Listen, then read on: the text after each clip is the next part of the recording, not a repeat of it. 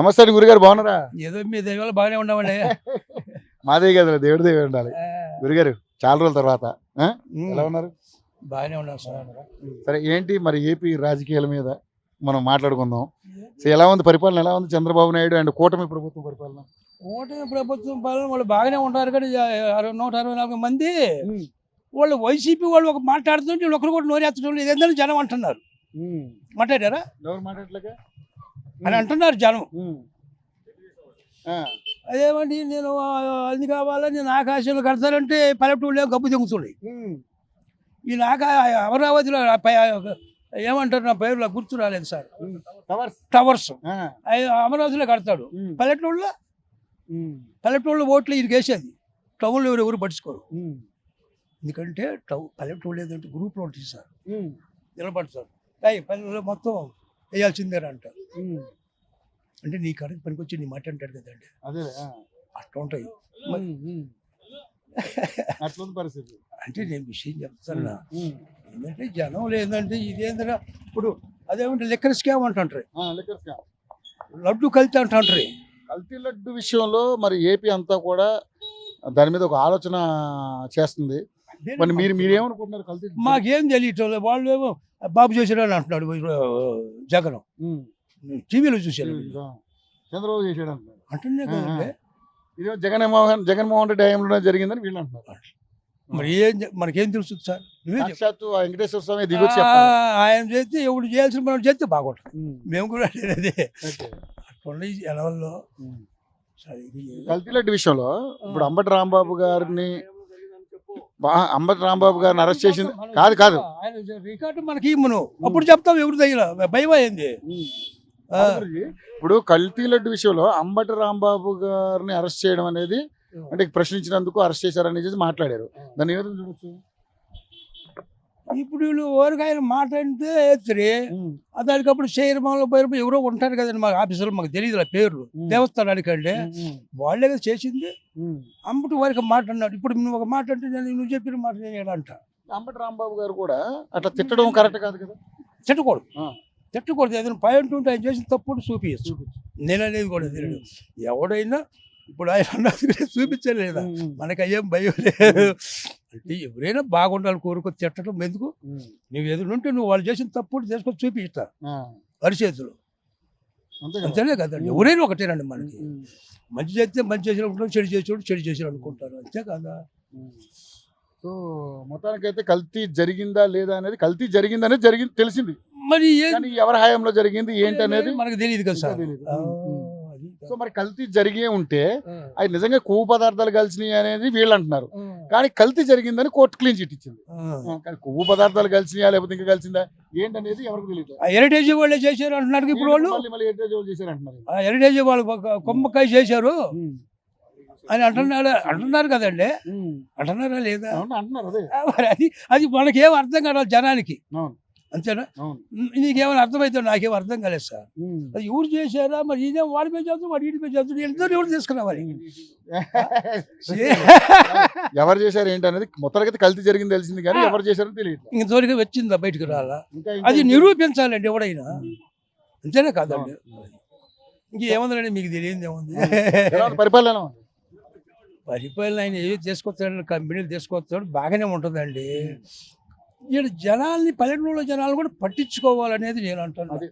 నేనే బతుకుతున్నాను. ఓన్లీ అమరావతి కాకుండా ఊర్లో జనాలు కూడా ఉన్న అన్నింటిలో కూడా పట్టించుకోవాలంటాను. అది అందరే. కానీ ఇప్పుడు రోడ్లు బాగానే ఉన్నాయి, బాగా వేసారు రోడ్లు, బాగానే వేసారు. అదేది గుంటలు బట్ట వేసేస్తున్నారు. మా ఊరు సంగతి నేను చెప్తున్నా. అయితే ఒక రోడ్డు మటుకి వేసారు. ముందు బిల్లు రోడ్డు వేయకుండా తార్ రోడ్డు వేసినట్టుగా బిల్లు ముందు రోడ్లు వీళ్ళు వచ్చేలేకే. అది ఏం చేయాలి అర్థం కావడం వీళ్ళకి. మరి ఏం చేస్తారు మనకి అవన్నీ మనకు తెలియవు కదండి. మరి ఏదో జరుగుతుంది ఇప్పుడు. ఎమ్మెల్యే కూడా గొట్టిపాటి రవి మాకు ఎమ్మెల్యే, అర్థంకి మాది. సో మొన్న మన ప్రపంచ కుబేరులలో నెంబర్ 1 కుబేరుడు బిల్ గేట్స్ వచ్చాడు. మాకు పెద్దోళ్ళు తెలీదా? ఆయన వచ్చిన దానికి కూడా విమర్శించారు వీళ్ళు. నేను కూడా అన్నా సమాసాలు అంతా ఈ స్టీల్ అని అడుగుతున్నారు.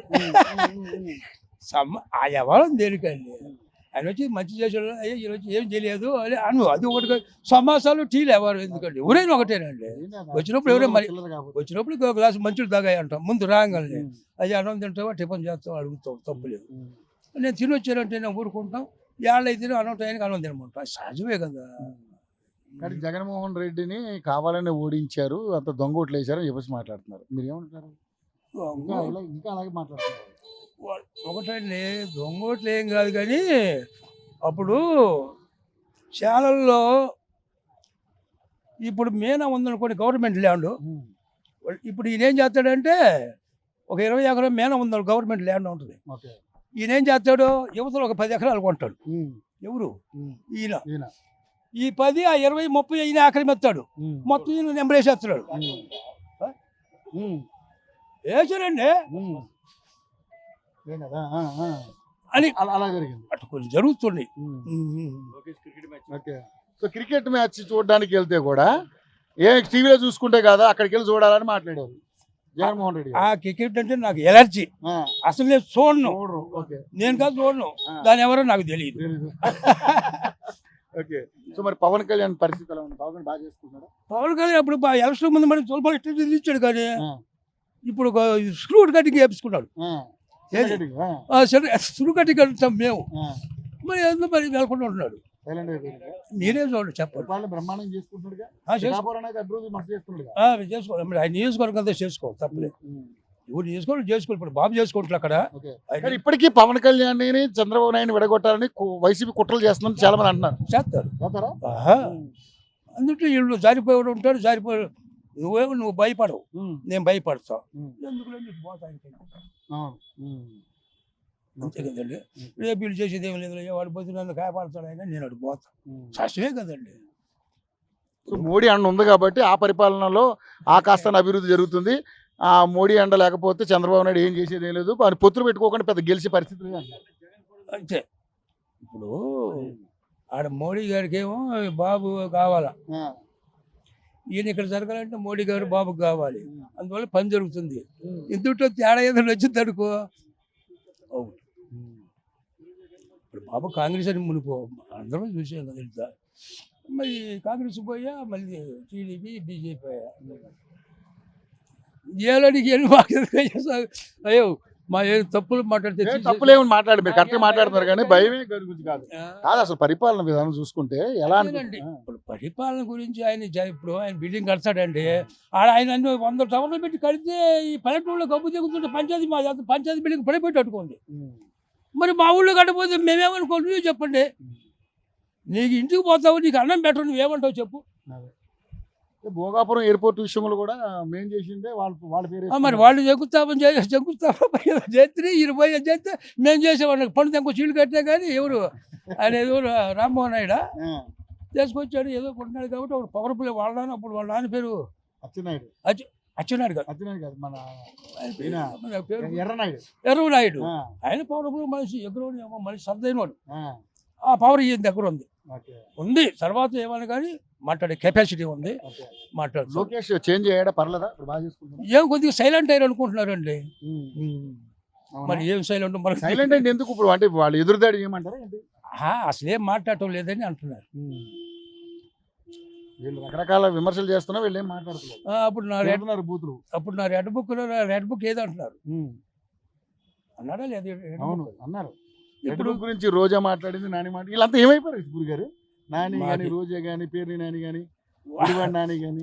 ఏమండి, ఇప్పుడు వాడిని మాట్లాడాలంటే యువతుడికి ధైర్యం ఉండాలి.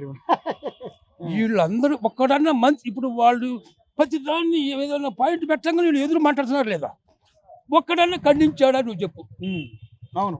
వాళ్ళకి ఎందుకు పడిందంటే వాళ్ళు ఎందుకు మాట్లాడటం లేదంటే, కర్మగాలి రేపు ఈ గవర్నమెంట్ వచ్చింది అనుకో, మనం అడ్రస్ ఉన్నవరు అని అన్నాడు. రప్ప చెప్పి అనేది వీళ్ళు భయపడుతున్నారా? ఇది చెప్పేది కుక్కొచ్చి కరుతుంటే మనం ఉంటామా, ఎలామో అంతేనే కాదండి, నువ్వే చెప్పలే అది పరిస్థితి. సరే, ఏం 2029లో పొరపాటున మేము గెలిచామా, గంగమ్మ తల్లి జాతరలో రప్ప అరే వీళ్ళు భయపడిపోతున్నారండి ఎవరో లాభోటోటల్లా ఎందుకులే మనకి జాతర ఏదో అయ్యాలి అయిపోయింది ఇక మనకి ఎందుకులే మన పని మనం చేసుకుందామని నేను 72 నుంచి దాకా 2007 దాకా వ్యవసాయం చేసుకొని రాజకీయం చేసిన ఊళ్ళో ఇప్పుడు ఈడకి వచ్చి ఏదో పౌర్ణమికం బతుకుతున్నాం అది అని సంగతి చెప్తాండి. నేను ఫస్ట్ కాంగ్రెస్ అండి, మేము బలరాం మనుషులు అప్పట్లో ఫస్ట్లో ఇది 76-8లో బలరాం కాంగ్రెస్ టీడీపీలోకి వచ్చాడుగా బాబు వీళ్ళిద్దరు, అక్కడి నుంచి మేము బలరామే. తర్వాత ఇప్పుడు వచ్చాడు రవితోట మా ఎవరు పరిపాలన గత ప్రభుత్వం పర్లేదా? పర్వాలేదు కానీ ఈ ఊళ్ళల్లో ఏంటంటే జనం ఇదేంద్ర వాళ్ళు ఆంధ్రం మాట్లాడుతుంటే వీళ్ళు అసలు ఏం నోరెత్తడం లేదేంద్ర ఈ మంత్రులు అని జనం అంటున్నారండి. నువ్వు అనమా చెప్పు. సో మరి నిజంగానే అంతకుముందు చంద్రబాబు నాయుడు ఏం మాట్లాడినా వీళ్ళు మొత్తం దండు బ్యాచ్ వచ్చి పడిపోయేది, మీద పడిపోయేది. వీళ్ళు కలిసి ఏం మాట్లాడదు అంటే అధికారంలో ఉన్నాం కదా వాళ్ళు వాగితే వాగారని అనుకుంటున్నారా ఏంటి? మనకి ఎందుకు లేని ఎక్కడో ఉంటారు, అసమర్థత అనుకుంటున్నారు వాళ్ళు. అనుకుంటారండి, అనుకుంటారు కదా. భయం కదా అంటండి ఎవరికి ఏమో రేపు వస్తున్నామంటే మళ్ళీ పొరపాటు గెలిచేయడేంటి ఏం జరుగుతుంది అని చెప్పినట్లయితే జగన్మోహన్ రెడ్డి ఆ రకమైన పరిపాలన చేస్తాడు. ముఖమాట ఉండదు అందుట్లో, మొహమాట లేదు. వెనకటి నుంచి వాళ్ళది అదే మీకు చెప్పి